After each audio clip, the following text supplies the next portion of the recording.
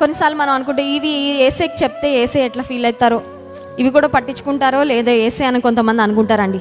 You can share with him your deepest secrets. తెలుసా, నువ్వు ఎవ్వరికి చెప్పని రహస్యాలు కూడా నువ్వు ఏసైకి చెప్పచ్చు. హల్లెలూయా. చాలాసార్లు రహస్య జీవితము అలా రహస్యంగా పెట్టేస్తాం. రహస్య జీవితం బహిర్గతము అవుతుందేమో అని భయంతో బ్రతుకుతుంటాం. అవునా కదా?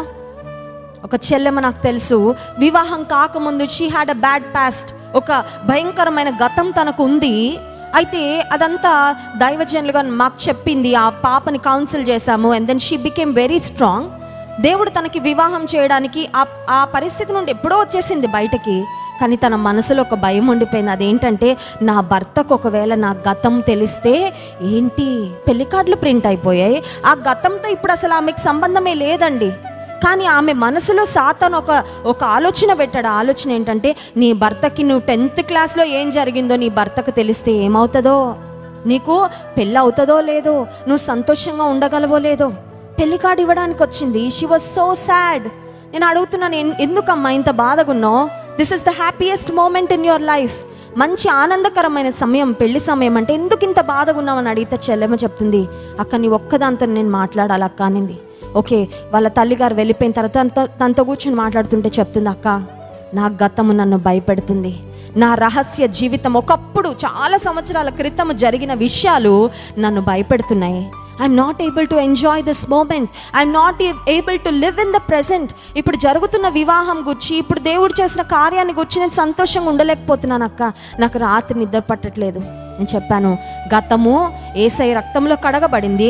గతాన్ని యేసయ్య పాతి పెట్టేశాడు, ఆయన సమాధి చేసేసాడు. ఇప్పుడు ఒక నూతన వ్యక్తివి, నీ భవిష్యత్ అంతా దేవుడు చూసుకుంటాడమ్మా. డోంట్ వరీ అబౌట్ ఇట్ అని చెప్పాను. హల్లెలూయా. కొన్నిసార్లు మన డీపెస్ట్ సీక్రెట్స్ ఎవ్వరికి తెలియదు అనుకుంటాం.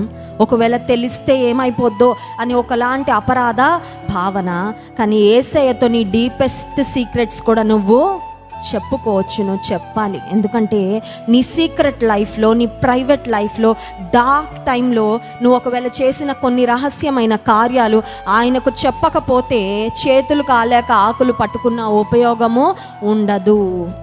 సమయం ఉండగానే, దేవుడు నిన్ను హెచ్చరిస్తుండగానే, నీవు చేస్తున్నది తప్పు అని తెలియగానే, ఇదిగో ప్రభువా నా రహస్య జీవితం ఇది, నాకు తెలుసు నువ్వు అన్నీ చూస్తున్నావని, కానీ నేను ఒప్పుకుంటున్నా, నాకు ఇది ఇష్టం లేదయ్యా, నేను ఇక్కడ ఉండాలని కోరుకోవడం లేదు. కొన్నిసార్లు రహస్య జీవితం అంటే ఏదో పాపాలు చేయరు, కానీ మనసులో కొంతమంది రహస్య జీవితాన్ని కలిగి ఉంటారు. అవునా కదా? They entertain sin not in there personal life but in their thoughts. వ్యక్తిగతంగా వెళ్ళి ఏం చేయరండి, కానీ మనసులో కొన్ని తప్పుడు ఆలోచనలు వాటిని అలా ఎంటర్టైన్ చేస్తూ ఉంటారు. దేవుడు అంటున్నాడు, నువ్వు ఆ రకంగా కూడా నాకు దూరంగా జీవించడం నాకు ఇష్టము లేదు. మనసులో పాపపు తలంపులు వస్తూ ఉంటే వాటిని ఏం చేయాలి చెప్పండి? ఇప్పుడు మనసులో పాపపు తలంపులు వస్తుంటే ఏం చేయాలి తెలుసా? అవి కూడా యేసయ్యకి చెప్పాలి. హల్లెలూయా.